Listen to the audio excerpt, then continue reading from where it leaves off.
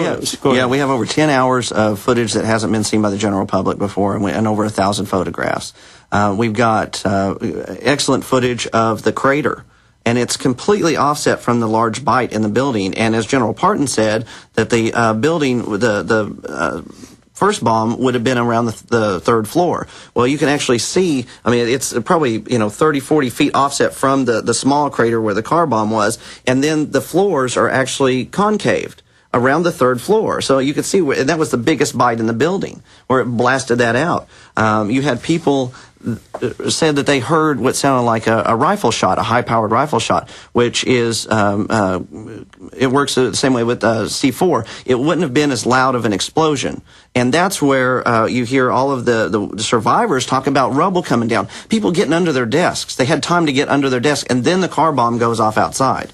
The bus tilts twice. Yes, twice, 6 blocks away. 14 people were in that building, had enough wherewithal, the cognitive ability to take cover. That simply wouldn't have happened if they would have been hit. And you see the repeat with the feds. They love to have their diversion. The plane flies in, then the buildings blow up, and then no one notices the 47-story building not hit that falls in perfectly. We interview the guy who was the deputy head of emergency management. He says, yeah, there were bodies. They blew it up. Then he dies mysteriously. But, I mean, it's the same thing here. Real bombs go off, diversionary truck bomb, because the public's going to go, well, how did they get bombs inside? I mean, it's sick how their psychopathic brains work. It's criminology. They do the same stuff over and over again. And the lack of humanity. I mean, the children that were in the building. Well, it's a gambit. I mean, when you understand the military officer mind, and this goes back thousands of years, they write about it. Let's say you're Alexander the Great or you're Julius Caesar or somebody else. If you send out a detachment of, say, 50 guys into a valley where an army is at, but you want to draw them out and see their numbers, your 50 guys are going to get cut off and killed. But now your argument is that'll save 100,000 of your main army because now you've gotten that intel. The ends justify the means. And so the ends justifies the means, the noble lie. And so America needs to take over. The Arabs are dangerous. We're going to blow these buildings. And when we need a Pearl Harbor level event, as the PNAC document said by the vice president, right, to get this done. And it's the same thing, Oklahoma City. They've got their collectivist world government. All these states were moving to get out of the UN and to declare the 10th Amendment. Well, we'll just blow the hell out of this building and blame it on the Patriots. And that's what they did. Within 10 minutes, Bill Clinton said, talk radio, Rush Limbaugh, it's your fault. And they're already digging this back up to demonize the renewed patriot movement in this country. We've got a researcher, Kay Beach, is going to talk about the MIAC report and the Department of Homeland Security right-wing extremism lexicon, and how they use the Oklahoma City bombing to demonize the Tea Party. It's like, oh, if you believe in supporting the Constitution and you oppose tyranny, well, you're a McVeigh. You're one of those government haters. Oh, no, they say I'm a McVeigh. Yeah.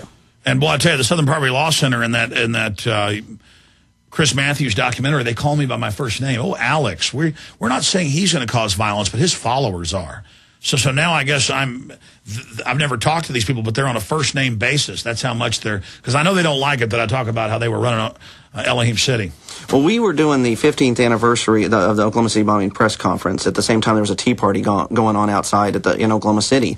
And this is at the time that there was a lot of talk about militias again, and nobody was really even talking about it. They were talking about like a volunteer force to take over because all the National Guard's deployed, and we have a lot of natural disaster in Oklahoma, and they wanted to have some volunteers ready to go in and help.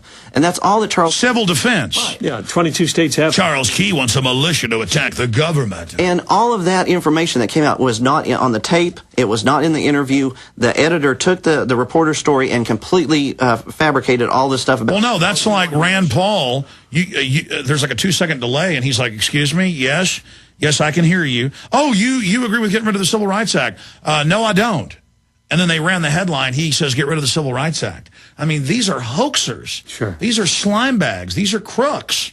And it makes you wonder what they're cooking up, because in the public mind, they're trying to link patriot movement to militias to violence. Muslims. Yeah. So now they're trying to say that the militias have linked up with Al-Qaeda. Can you believe those dirty American... I mean, yeah, the good old boys are working with Al-Qaeda when that's admitted CIA. I mean, folks, they're getting ready to set you up. Yep. The offshore banks know you're awake to what they've done, and they're going to blow stuff up and blame it on you unless we trump them with the info. And let me tell you, this hidden 15 years ago. People know about false flag terror now. It has entered the lexicon. And that's why it's so important for this information to get out now, because again, they're using it to demonize the renewed patriot movement in this country. You guys better hurry. They could stage more stack attacks, more Oklahoma cities any day. What we'd like to ask the viewers is to keep an open mind when this movie comes out, and thanks in no small part to you, Alex. I mean, you were definitely the support over the years. You were the inspiration for us to continue on. There were many times that we wanted to set this aside because literally, cognitive and mentally, it was so overwhelming. It was so bad. It was so deep. It was so far down the rabbit hole. But well, when you know they're lying about that, then you start, everything's a lie. Exactly. Well, and that's why we want to get the truth out. I mean, I believe that bravery is contagious, and I'm a member of We Are Change, and I really take that to heart, that we have to be the change that we want to see in the world. It's an internal process. We can change the outside by changing the inside. Stay there. Final 5 minutes. Let's talk about that on the other side, because if we don't expose Oklahoma City, we can't expose 9/11. We can't expose the Gulf of Tonkin. We can't expose these false flag events. They're using them to enslave us. We'll be right back. Infowars.com. All right, Aaron has worked on a 10-minute video that just went live with a story. Obama guilty of high treason, selling out sovereignty to Mexico with this suit against Arizona. Key video up on Infowars.com. It's just now going up there right now. Look at this one. This is out of KDVR out of Denver, Colorado. Thieves could go free while victim faces jail time. 2 illegal aliens were stealing his trailer. He ran out, told them to stop. He shot one of them who got injured, and he says he's going to face life in jail, and they're to be released because basically they're illegal aliens and God.